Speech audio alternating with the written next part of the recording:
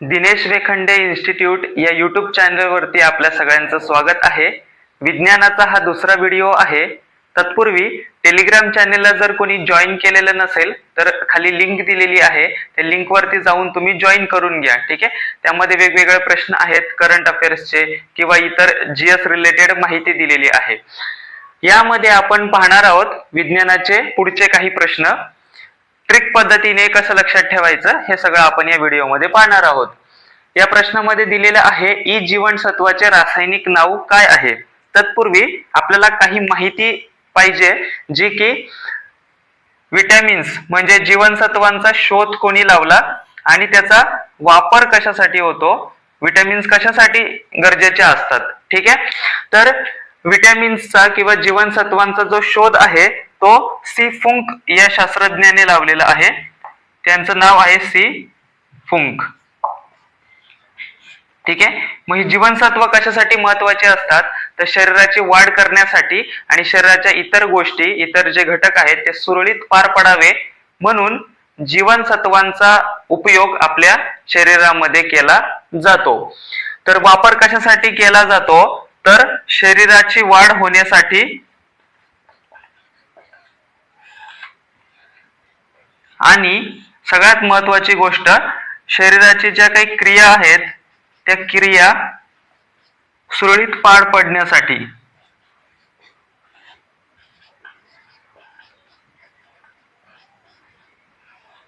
सर्वात महत्वाचा शोध सी फुंक यांनी लावला आणि वापर कशासाठी केला जातो, शरीराची वाढ होण्यासाठी, शरीराच्या क्रिया सुरळीत पार पडण्यासाठी। आता आपण महत्वाचं आपल्या प्रश्नाकडे वळूया। तर ई जीवनसत्व हे ट्रिक पद्धतीने कसं लक्षात ठेवायचं, तर कसं आहे, काही जे जीवनसत्व असतात, जे विटॅमिन्स असतात ते शरीर तयार करतं आणि काही जीवनसत्व असतात जे की आपल्याला बाहेरून घ्यावे लागतात, जसं की फळभाज्यांमधून घ्यावे लागतात, कडधान्यातून घ्यावे लागतात किंवा सूर्यप्रकाशाकडून घ्यावं लागतं, अशा पद्धतीने घ्यावे लागतात। तर जे काही आपला जो डी आणि के जीवनसत्व आहे, हे दोन जीवनसत्व हे शरीर तयार करतं आणि बाकी उरलेले जे जीवनसत्व असतात, जसं की उरलेले ए जीवनसत्व, बी जीवनसत्व, सी जीवनसत्व, ई जीवनसत्व, हे जे जीवनसत्व असतात हे शरीर बाहेरून घेतं आणि हे शरीराच्या आतमध्ये बनवले जातात। ठीक आहे, आता इथे कसं होतं, हे ट्रिक कशी लक्षात ठेवायची, तर त्याच्यासाठी आहे रथ एक ट्रॉफी। ठीक आहे, ट्रॉफी आहे। र म्हणजे काय आहे, यामध्ये ए जीवनसत्व, बी जीवनसत्व, सी, डी, ई आणि के अशा पद्धतीने जीवनसत्व लक्षात ठेवायचे आहेत। र वर्ण आहे रेटिनॉल, बी थ वर्ण आहे थायमिन, ए वर्ण आहे एस्कॉर्बिक ऍसिड, याला अ वर्ण पण लिहितात एस्कॉर्बिक ऍसिड,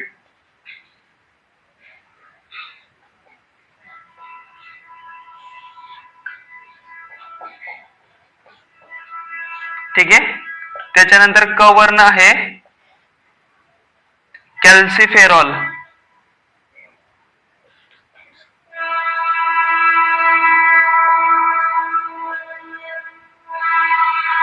ट्रॉ वर्ण आहे टोकोफेरॉल,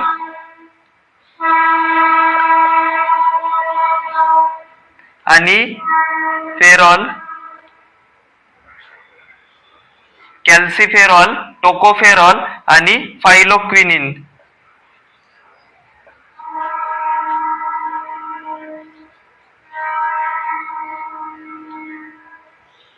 अशा पद्धतीने आपल्याला लक्षात ठेवायचे आहेत।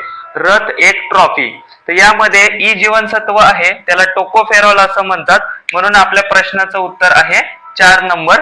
ही ट्रिक लक्षात असू द्या। पुढचा जो प्रश्न आहे त्यामध्ये त्यांनी विचारलेलं आहे की अदिश राशी कोणती आहे खालील प्रकारे। ठीक आहे, तर सदिश राशी लक्षात ठेवण्यासाठी काही ट्रिक आहे। मेनली जे 5 राशी अशा आहेत की त्या सदिश आहेत, मेनली काही इतर पण आहेत, परंतु आपल्याला जे महत्वाचे आहेत अशा 5 सदिश राशींचा आपल्याला ट्रिक पद्धतीने लक्षात ठेवायचं असेल। तर अदिश राशी म्हणजे काय, की ज्या राशीला दिशा नाही, आणि सदिश राशी म्हणजे काय की ज्या राशीला दिशा आहे, म्हणजे काय एका ठराविक दिशेने ते जाते असं त्यामध्ये मेन्शन केलेलं असतं. तर लक्षात कसं ठेवायचं सदिश राशी, तर सदिश राशी लक्षात ठेवण्याच्या एक ट्रिक आहे, ती म्हणजे आहे वि वे त्व बस, अशा पद्धतीने आहे. 5 हे लक्षात ठेवायचे आहेत. तर पहिली जी आहे ती वि वर्ण आहे विस्थापन, त्यानंतर आहे वे, वे वर्ण आहे वेग, त्यानंतर आहे त्वरण, त्यानंतर आहे बल, आणि त्यानंतर आहे संवेग. अशा पद्धतीने या 5 राशी आहेत की ज्या सदिश आहेत. आपल्याला विचारलेलं आहे अदिश राशी खालील प्रकारे कुठली आहे, तर विस्थापन ही सदिश राशी आहे, वस्तुमान ही यामध्ये समावेश नाही, संवेग आहे, त्वरण सुद्धा आहे. ठीक आहे, त्वरण असं झालेलं आहे, तर त्वरण सुद्धा आहे. आणि अशा प्रकारे सेकंड नंबरचा ऑप्शन जो आहे वस्तुमान, वस्तुमान ही अदिश राशी आहे, हिला दिशा नाही आहे. हा तिसरा प्रश्न आहे आणि यामध्ये हरितगृह म्हणजे ग्रीन हाऊस गॅस बद्दल विचारण्यात आलेलं आहे.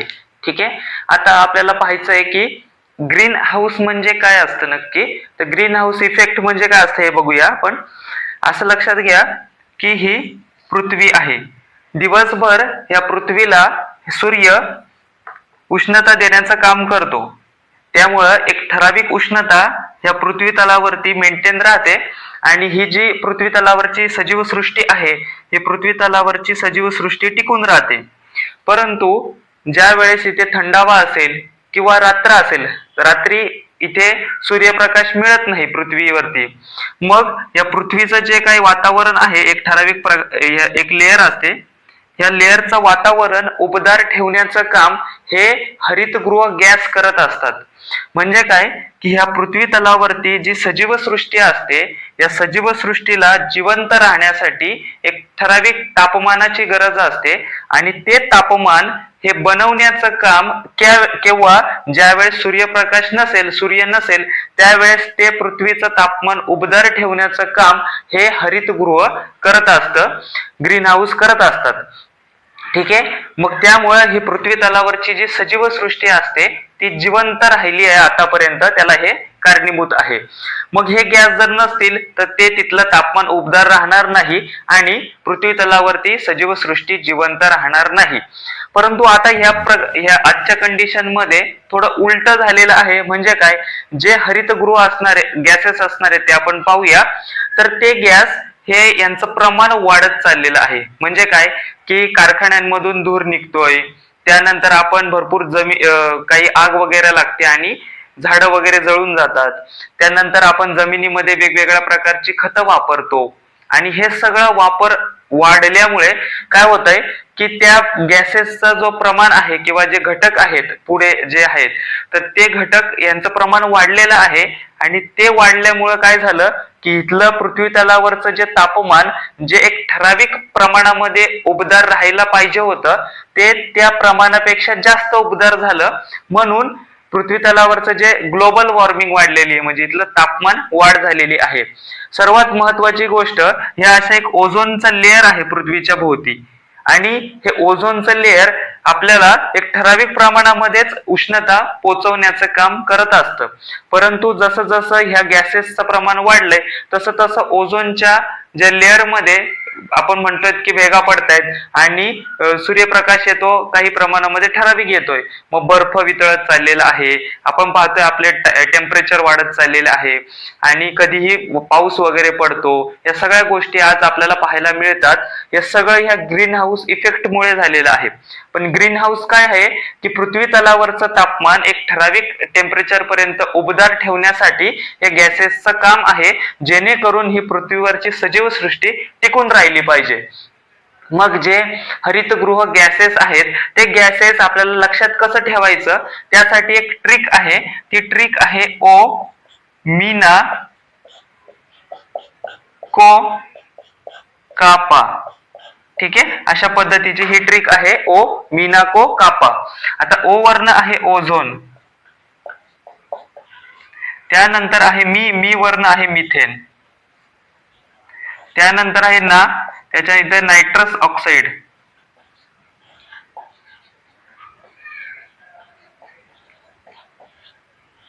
त्यानंतर आहे कोवर्ण आहे क्लोरोफ्लोरोकार्बन,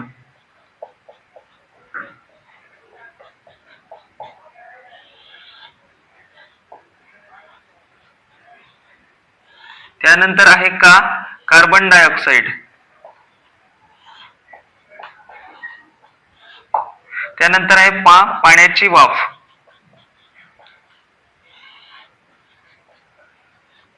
हे सर्व गोष्टी आहेत, हे सर्व गोष्टी हरितगृह मेंटेन ठेवण्याचं काम करतात, हरितगृहाचं जे गोष्टी आहेत त्या.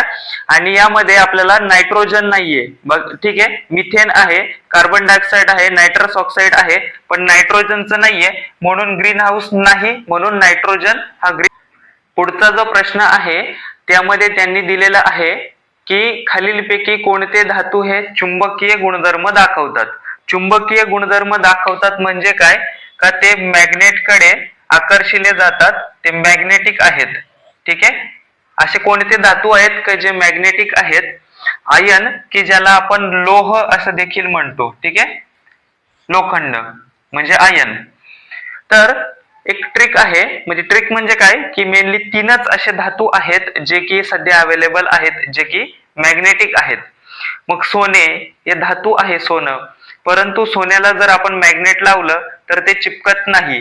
किंवा चांदी हे धातू आहे, परंतु आपण चांदीला जर मॅग्नेट लावलं तर ते चिपकत नाही, म्हणजे त्यामध्ये चुंबकीय गुणधर्म नाहीत. परंतु असं 3 धातू आहेत जे की, आणि काही अलॉय आहेत, परंतु आपल्याला धातू लक्षात ठेवायचे. ते धातू हे चुंबकीय गुणधर्म दाखवतात. तर असं आहे की आर्यनला कोणी मॅग्नेट दिलं किंवा चुंबक दिलं,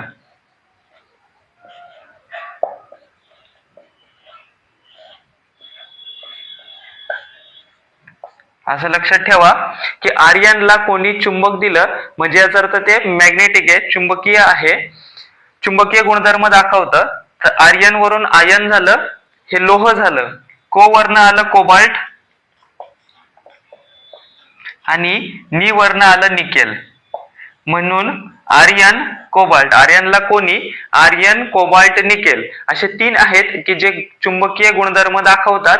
म्हणून सिलिकॉन हे चुंबकीय गुणधर्म दाखवत नाही, म्हणून ऑप्शन नंबर आपलं 2 उत्तर आहे. पुढचा जो प्रश्न आहे त्यामध्ये त्यांनी खालीलपैकी काय सोन्यासारखे दिसते, म्हणजे ते खोटे आहे, सोनं नाहीये, ते फुल्स गोल्ड किंवा त्याला मूर्खांचे सोने म्हणतात.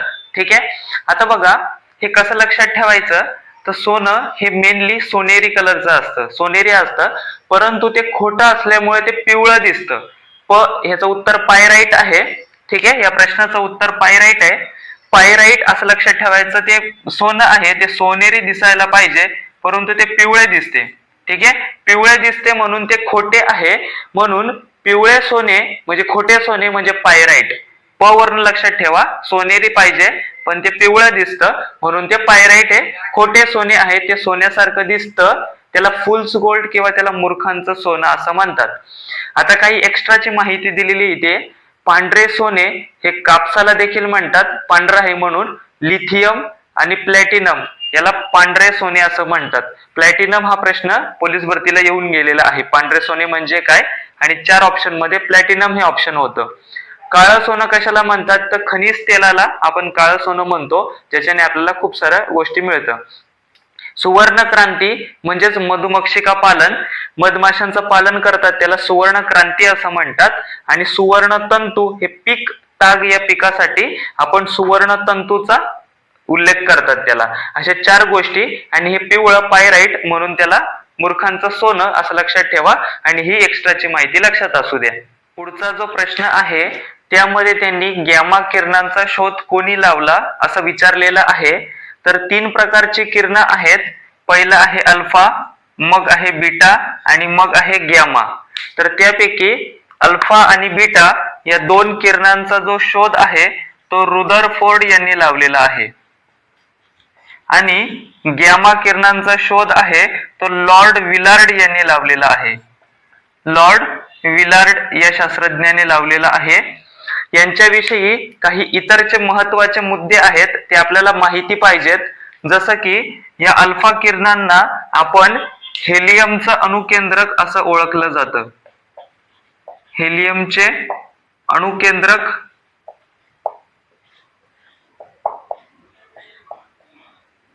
म्हणून या अल्फा किरणांना ओळखलं जातं. आणि हे बीटा जे किरण आहेत, या बीटा किरणांविषयी आपल्याला 2-3 मुद्दे महत्वाचे आहेत. जसं की या गॅमा किरणांच्या विषयी आपल्याला महत्वाचे मुद्दे माहिती हवेत. जसे की या गॅमा किरणांना पहिली महत्वाची गोष्ट तर यांना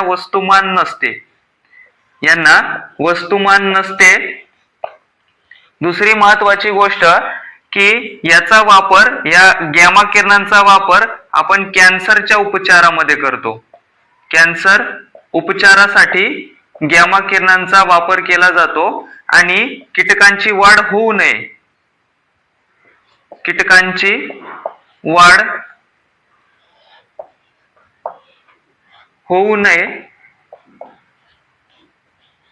म्हणून त्यावरती गॅमा किरणांचा मारा केला जातो. पहिली महत्वाची गोष्ट, अल्फा आणि बीटा या किरणांचा शोध रुदरफोर्डने लावला आणि गॅमा किरणांचा शोध लॉर्ड विलार्डने लावला. अल्फा किरणांना हेलियमचं अणुकेंद्रक असं म्हणतात. हे खूप महत्वाचा प्रश्न आहे, हे लक्षात असू द्या. त्यानंतर कुठल्या किरणांना वस्तुमान नसते असं बऱ्यापैकी वेळा आलेला आहे प्रश्न, ते गॅमा किरणांना वस्तुमान नसते. त्याच्यानंतर कीटकांची वाढ होऊ नये म्हणून कुठल्या किरणांचा मारा केला जातो, तर त्यावरती गॅमा किरणांचा मारा केला जातो. हेही आपल्याला गोष्ट लक्षात असू द्या. ठीक आहे. या अल्फा किरणांवरती पॉझिटिव्ह चार्ज असतो, या बीटा किरणांवरती निगेटिव्ह चार्ज असतो आणि ह्या गॅमा किरणांवरती कुठल्याही प्रकारचा प्रभार नसतो. मग ही अल्फा जी किरण आहेत ती धनप्रभारित आहेत, बीटा ऋण प्रभारित आहेत आणि ही प्रभार विरहित आहेत. यांवरती कुठल्याही प्रकारचा प्रभार नसतो गॅमा किरणांच्या वरती. ठीक आहे. नेक्स्ट जे काय ऑप्शन आहे मेरी क्युरी, या मेरी क्युरींच्या विषयी आपल्याला काही 2-4 गोष्टी महत्वाच्या आहेत. तर मेरी क्युरी, त्यानंतर त्यांचे जे पती आहेत ते पेरी क्युरी आणि जे आहे हेनरी बेक्वेरेल.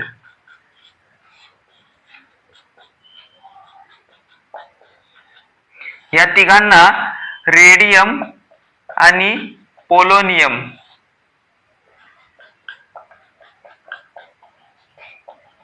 या 2 मूलद्रव्यांच्या शोधासाठी किंवा या शोधासाठी त्यांना 1911 मध्ये नोबेल मिळालेलं आहे. ही महत्वाची गोष्ट आहे, हे आपल्याला माहिती पाहिजे की या तिघांना रेडियम आणि पोलोनियम साठी 1911 मध्ये नोबेल प्राइज मिळालेलं आहे. या अल्फा बीटा गॅमा यांच्याविषयी दुसरी एक गोष्ट महत्वाची आहे. पहिली महत्वाची गोष्ट म्हणजे काय की त्यांची भेदन क्षमता.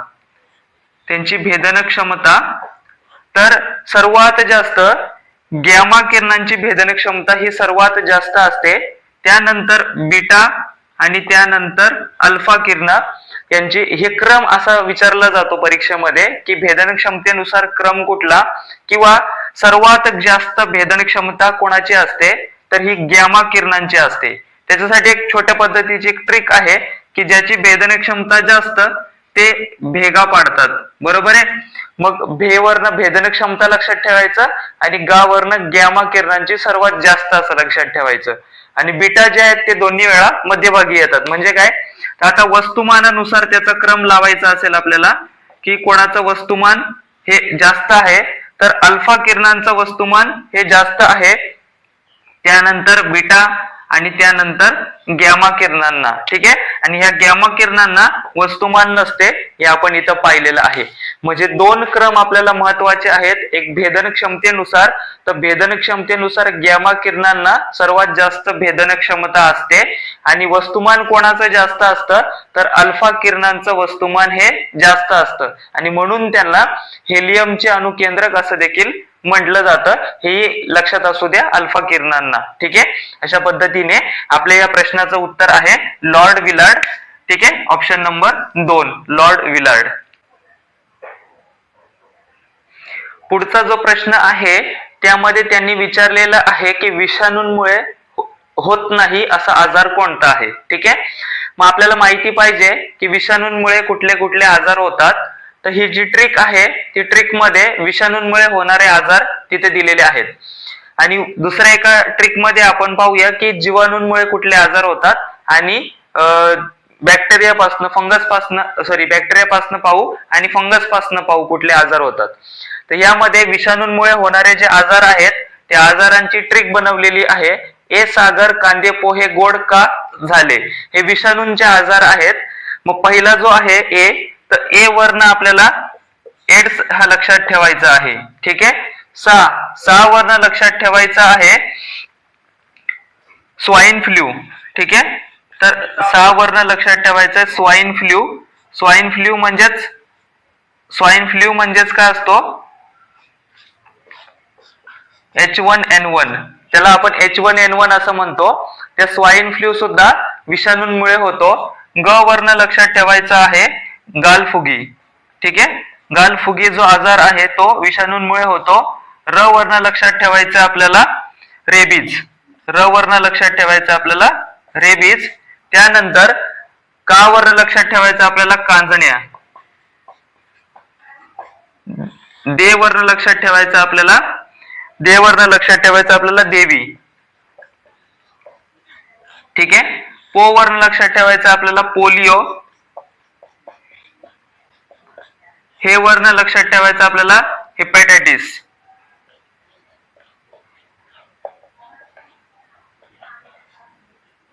ठीक आहे, असं आहे. गो वरनं लक्षात ठेवायचं आपल्याला गोवर, गालफुगी गोवर. ड वरनं लक्षात ठेवायचं आपल्याला डेंग्यू. का वरनं लक्षात ठेवायचं आपल्याला कावीळ. आणि याच का वरनं लक्षात ठेवायचं आपल्याला कोविड-19. ठीक आहे, बघा ए वरनं ए सागर कांदे पोहे गोड का झाले, ए वरनं एड्स, सा वरनं स्वाईन फ्लू, ग वरनं गालफुगी, र वरनं रेबीज, का वरनं कांदण्या, दे वरनं देवी, पो वरनं पोलिओ, हे वरनं हेपॅटायटिस, गो वरनं गोवर, ड वरनं डेंग्यू आणि का वरनं कावीळ आणि कोविड-19. अशा पद्धतीचे आजार हे विषाणूंमुळे होतात. मग बघा कांदण्या आहे, कावीळ सुद्धा आहे इथे, आणि रेबीज सुद्धा आहे. प्लेग नाहीये. प्लेग हा जीवाणूंमुळे होतो, म्हणून आपल्या प्रश्नांचं उत्तर आहे ऑप्शन नंबर 4. पुढचा जो प्रश्न आहे तो आहे वार्धक्य विरोधी जीवनसत्व कोणते आहे. तर काही जीवनसत्व आहेत. ठीक आहे, आणि ती जर अभाव असेल त्यांचा तर कुठल्या प्रकारचे आजार होतात हे आपण पहिल्यांदा पाहूया. ठीक आहे, तर मग जीवनसत्व कुठली आहेत, तर जीवनसत्व आहेत ए, बी, सी, डी, ई आणि के. ठीक आहे, तर अजीवनसत्वाचा जर अभाव असेल याला अ ब क ड असं देखील म्हणतात. अ ब क ड ई आणि के असं मराठीतून या पद्धतीने त्याचा उच्चार केला जातो. जीवनसत्व आहेत आणि याचा जर अभाव असेल तर कुठले आजार होतात, तर अ वर्ण लक्षात ठेवायचा आंधळा म्हणून रात आंधळेपणा होतो. ठीक आहे, अ वर्ण आंधळा लक्षात ठेवा. ब वर्ण बेरी. त्याच्यानंतर स्कर्वी. सी वर्ण लक्षात ठेवायचं स्कर्वी. डी वर्ण लक्षात ठेवायचं मुडदूस. ठीक आहे, ड वर्ण लक्षात ठेवायचं मुडदूस. ड आहे इथे मुडदूस.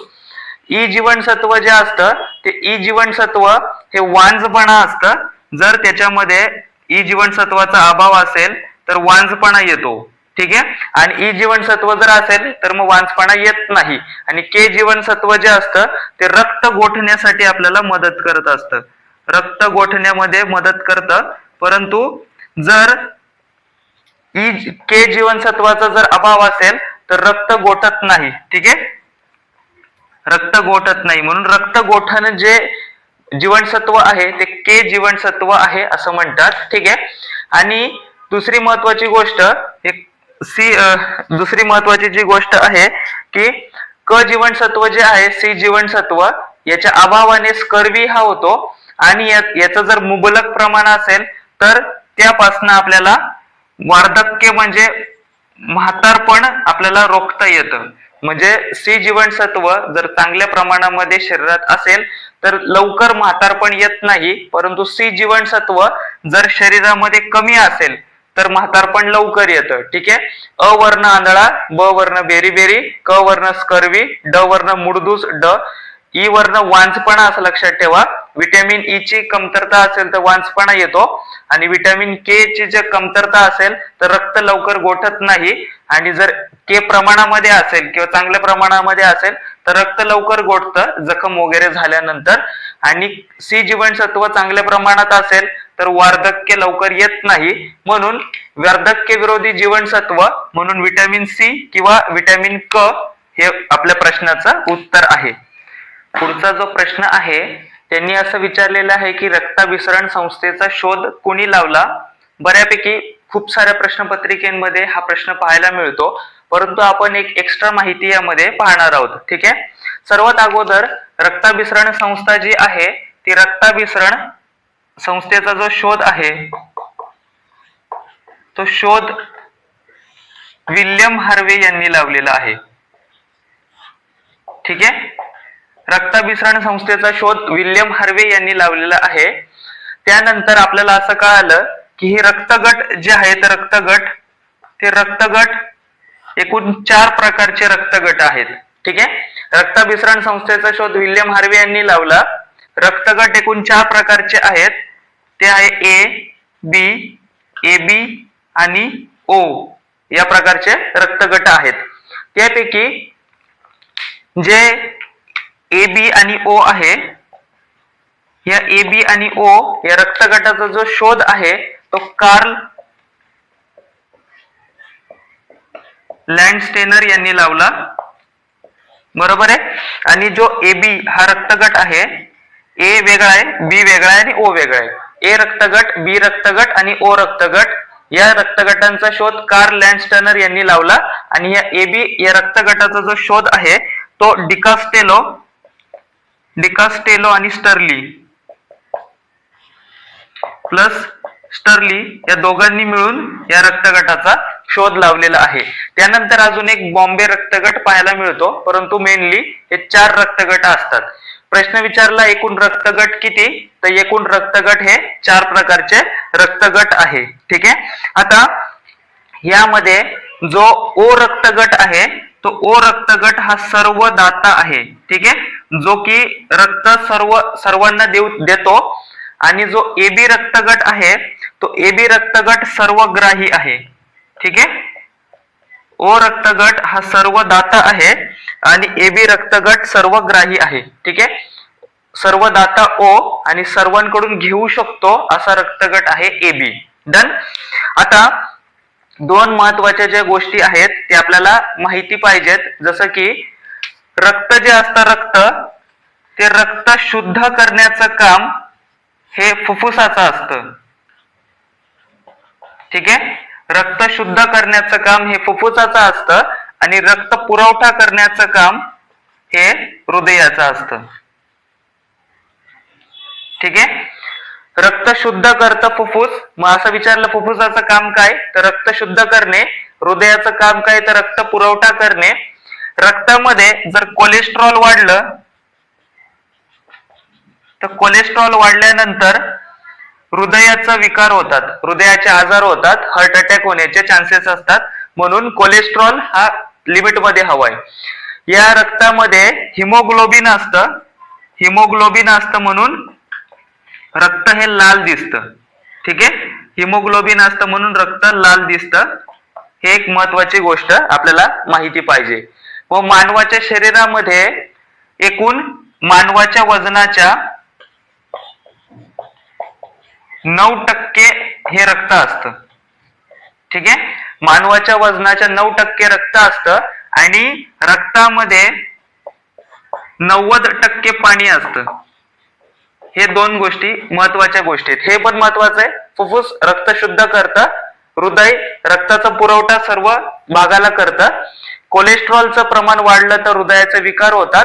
हिमोग्लोबिनमुळे रक्त लाल दिसतं. मानवी वजनाच्या 9% भाग हा रक्ताचा आहे आणि रक्तामध्ये काय तर 90% एकूण पाणी आहे आणि रक्ताचं जे पीएच आहे ते पीएच 7.3 to 7.45 इथपर्यंत आहे. ठीक आहे, रक्ताचं जे पीएच आहे ते 7.3 to 7.45 इतकं आहे. एवढ्या गोष्टी आपल्याला माहिती पाहिजेत. ठीक आहे, हे सगळं माहिती असू द्या की ए बी आणि ओ या रक्तगट कार्ल लँडस्टेनर यांनी शोध लावला आणि ए बी रक्तगटाचा शोध डिकास्टेलो आणि स्टर्ली यांनी लावला. रक्ताभिसरण संस्थेचा शोध जो आहे तो विल्यम हार्वे यांनी लावलेला आहे. ठीक आहे, रॉबर्ट हुक याने पेशीचा शोध लावला, पेशी, आणि एडवर्ड जेन्नर यांनी देवीची लस जी आहे ती शोध लावला, देवीच्या लसीचा. ठीक आहे, देवीची लस जी आहे ती एडवर्ड जेन्नर यांनी शोध लावलेला आहे. अशा पद्धतीने आहे. पुढचा प्रश्न विचारलेला आहे की खालीलपैकी कोणते कार्बनचे अपरूप नाही असं विचारलेलं आहे. मग कार्बनची अपरूपे कुठली आहेत हे आपल्याला माहिती पाहिजे. तर कार्बनची अपरूपे हे दोन प्रकारची आहेत, एक आहे क्रिस्टलीय आणि एक आहे अक्रिस्टलीय. ठीक आहे, आता हे फक्त एवढं लक्षात ठेवायचं, क्रिस्टलीय आणि अक्रिस्टलीय. आता काही ट्रिक आहे, त्या ट्रिकने आपल्याला लक्षात ठेवायचं आहे. तर ह्याची जी ट्रिक आहे क्रिस्टलीय लक्षात ठेवण्याची, त्याची ट्रिक आहे फुल ग्रेव्ही. ठीक आहे, फुल ग्रेव्ही असं लक्षात ठेवा. या फुल वरनं लक्षात ठेवा फुलरिन्स, ग्रे वरनं लक्षात ठेवा ग्रेफाइट आणि व्ही वरनं लक्षात ठेवायचं हिरा. ठीक आहे, या ह आहे असं लक्षात ठेवा, या ह वरनं आहे हिरा. आणि अक्रिस्टलीय जे कार्बनचे अपरूप आहे याचं लक्षात ठेवण्याची ट्रिक आहे ती आहे कोका कोला. ठीक आहे, कोका कोला. तर को वर्ण काय कोळसा, का वर्ण आहे काजळ आणि चारकोल, कोल वर्ण कोला लक्षात ठेवा. ठीक आहे, चारकोल. तर को वर्ण कोळसा, का वर्ण काजळ आणि कोला वर्ण चारकोल असं लक्षात ठेवा. फुलरिन्स, ग्रेफाइट, हिरा. कोका कोला, कोळसा, काजल आणि चारकोल असं हे 6 प्रकारची मेनली आहेत. काही इतर पण आहेत परंतु ही महत्वाची लक्षात ठेवा. हिरा, ग्रेफाइट आणि फुलरिन्स हे कार्बनचं अपरूप आहे, परंतु क्युप्राइट हा कार्बनचा अपरूप नाही. त्याबरोबर हिरा जे आहे ते हिरा सर्वात कठीण पदार्थ आहे. ठीक आहे, सर्वात कठीण जो गोष्ट आहे सर्वात कठीण आहे, म्हणजे मानवाला माहित असलेली सर्वात कठीण गोष्ट जी आहे स्ट्रॉंग आहे ती आहे हिरा. हे एक पार्ट लक्षात असू द्या. आणि हिरा जे आहे ते कार्बनचं अपरूप आहे हे सुद्धा आपल्याला लक्षात असलं पाहिजे. आपल्या प्रश्नाचं उत्तर आहे ऑप्शन नंबर 4.